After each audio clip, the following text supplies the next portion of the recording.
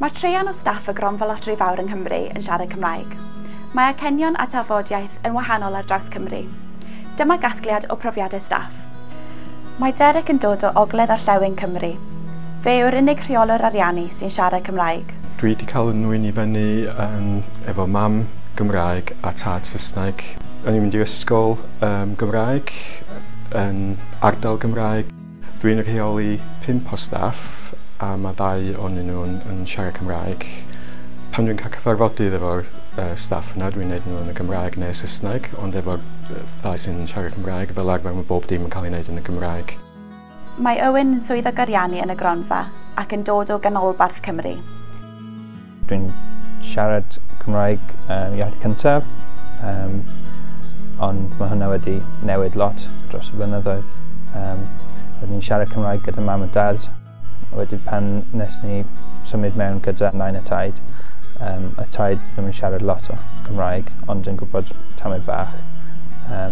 Felly oedd yn haws i ni siarad Saesneg yn y tŷ.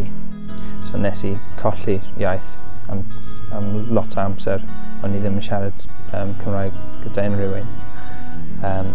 Wedyn, nes ni weithio yn Gronfa Loteri Fawr, a mae wedi dod nôl. Swyddog iaith Gymraeg yw Sian, yn dod yn wreiddiol o ogledd Cymru. Cymraeg ydy fy iaith gyntaf i.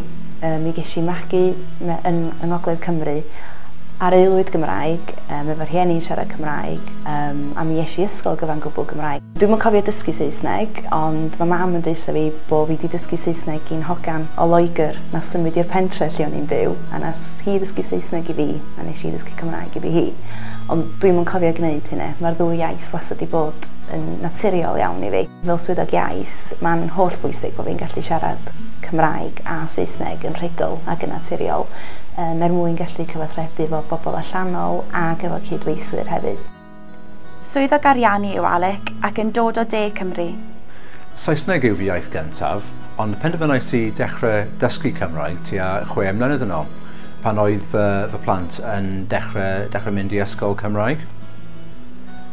Taliodd y Gronfa Loteri Fawr i fi i gwneud cwrsiau Cymraeg yn y Prifysgol Caerdydd, ac wedyn es i gyda'r trio cydweithwyr fi i Nant Gytheuan yn Gogledd i mynd ar cwrs dros 3 noson.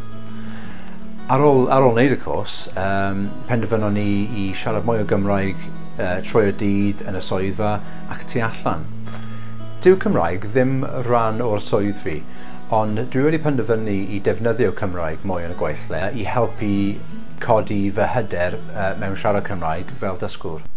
Fel y gwelwch, mae staff yn dewis defnyddio'r ddwy iaith yn eu bywydau bob dydd ac yn cyfnewid y naturiol rhyngddynt.